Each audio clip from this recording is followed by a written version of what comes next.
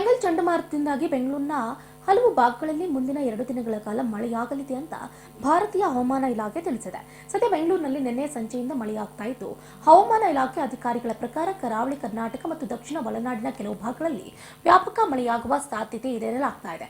ಆದರೆ ನಾಳೆ ಸಾಧಾರಣ ಮಳೆಯಾಗಬಹುದು.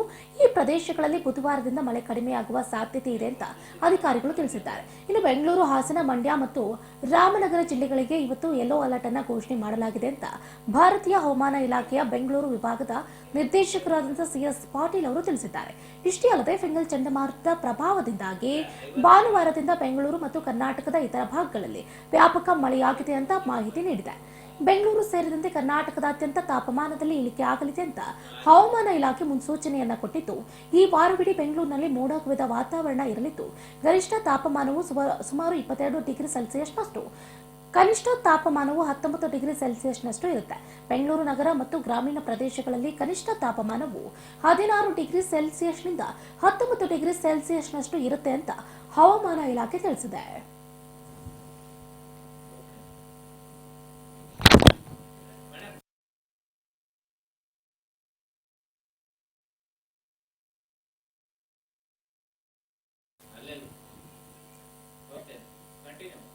ಸಿಲಿಕಾನ್ ಸಿಟಿ ಬೆಂಗಳೂರಿನಲ್ಲಿ ಏನೇನೆಲ್ಲ ಅವಾಂತರ ಆಗಿದೆ ಅನ್ನೋದ್ರ ಬಗ್ಗೆ ನಮ್ಮ metro reporter Harshita Patil walk through ಮಾಡಿ ತಿಳಿಸುತ್ತಾರೆ. ನೋಡ್ತಾ ಹೋಗೋಣ.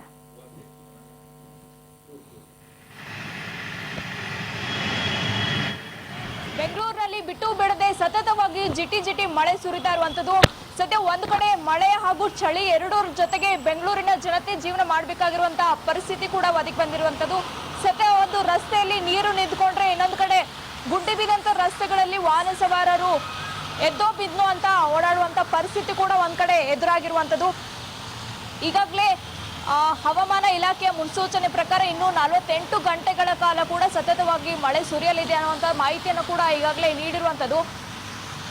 ಈಗಾಗಲೇ ಬೆಂಗಳೂರಿನಲ್ಲಿ ಶನಿವಾರದಿಂದ ಆರಂಭವಾಗಿರುವಂತಹ ಜಿಟಿ ಮಳೆ ಇನ್ನೂ ಕೂಡ ಬಿಟ್ಟು ಬಿಡದೆ ಸುರಿತಾ ಇದೆ. ಒಂದ್ ಕಡೆ ಬೆಂಗಳೂರಿನ ಜನತೆ ಬೆಳ್ಳಂಬೆಳಗ್ಗೆ ತಮ್ಮ ಆಫೀಸ್ ಕಚೇರಿಗಳಿಗೆ ತೆರಳಬೇಕಾದ್ರೆ ಟ್ರಾಫಿಕ್ ಜಾಮ್ ಕೂಡ ಒಂದ್ ಕಡೆ ಎಫೆಕ್ಟ್ ತಡ್ತಾ ಇದೆ. ಒಂದ್ ಕಡೆ ಸೈಕ್ಲೋನ್ ಎಫೆಕ್ಟ್ ನಿಂದಾಗಿ ತವರು ಜಿಲ್ಲೆ ಆಗಿರುವಂತಹ ತಮಿಳುನಾಡು ಆಗಿರ್ಬೋದು, ಆಂಧ್ರದಲ್ಲೂ ಕೂಡ ಒಂದ್ ರೀತಿಯಾಗಿ ಜನ ತತ್ತರಿಸಿ ಹೋಗಿದ್ದಾರೆ. ಸದ್ಯ ಬೆಂಗಳೂರಿನಲ್ಲೂ ಕೂಡ ಆ ಒಂದು ಎಫೆಕ್ಟ್ ಈಗ ತಡ್ತಾ ಇರುವಂಥದ್ದು. ಸಾಕಷ್ಟು ಕಡೆಗಳಲ್ಲೂ ಕೂಡ ಬೆಂಗಳೂರಿನಲ್ಲಿ ಮಳೆ ಸುರಿತಾ ಇದೆ. ಮೆಜೆಸ್ಟಿಕ್ ಆಗಿರ್ಬೋದು, KR ಮಾರ್ಕೆಟ್ ಆಗಿರ್ಬೋದು, ಚಾಮರಾಜಪೇಟೆ ಆಗಿರ್ಬೋದು, ಹಲಸೂರು ಆಗಿರ್ಬೋದು, ಹೀಗೆ ಹಲವು ಭಾಗಗಳಲ್ಲಿ ಕೂಡ ಅತಿ ಹೆಚ್ಚು ಮಳೆ ಕೂಡ ಆಗ್ತಾ ಇರುವಂಥದ್ದು. ಒಂದ್ ಕಡೆ ಮಳೆಯ ಎಫೆಕ್ಟ್ನಿಂದಾಗಿ ವ್ಯಾಪಾರಿಗಳಿಗೂ ಕೂಡ ಕೊಂಚ ತೊಂದರೆ ಕೂಡ ಉಂಟಾಗ್ತಾ ಇದೆ. ಇನ್ನು 2-3 ದಿನಗಳ ಕಾಲ ಕೂಡ ಇದೇ ರೀತಿಯಾಗಿ ಮಳೆ ಆಗಲಿದೆ ಅನ್ನುವಂಥ ಮಾಹಿತಿಯನ್ನು ಕೂಡ ಈಗಾಗಲೇ ಹವಾಮಾನ ಇಲಾಖೆ ಮುನ್ಸೂಚನೆಯನ್ನ ನೀಡಿರುವಂಥದ್ದು. ಒಂದ್ ಕಡೆ ಮಳೆ, ಇನ್ನೊಂದು ಕಡೆ ಚಳಿ ಜೊತೆಯಲ್ಲೇ ಜೀವನ ಮಾಡಬೇಕಾಗಿರುವಂತಹ ಪರಿಸ್ಥಿತಿ ಕೂಡ ಇದೀಗ ಬೆಂಗಳೂರಿನ ಜನತೆಗೆ ಒದಗಿ ಬಂದಿರುವಂಥದ್ದು. ಕ್ಯಾಮರಾ ಪರ್ಸನ್ ಶ್ರೀನಿವಾಸ್ ಜೊತೆ Harshita Patil, Raj news, Bengaluru. Silicon city ಬೆಂಗಳೂರಿನಲ್ಲಿ